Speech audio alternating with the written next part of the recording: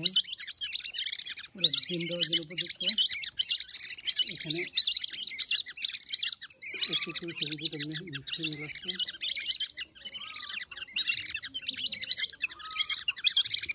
সম্পূর্ণ টেন, যে কোনো বাচ্চা সহজে অ্যাডজাস্ট হয়ে যাবে।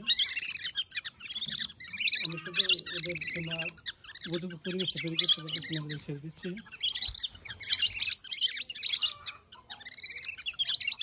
সম্পূর্ণ সুস্থ সবল হেলদি। একটি পুরুষ এবং দুটি মহিলা বাড়ি এসেছে এখানে।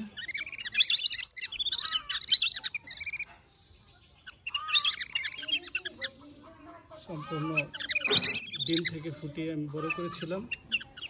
আজকে প্রায় 13 থেকে 14 মাস হবে বয়স।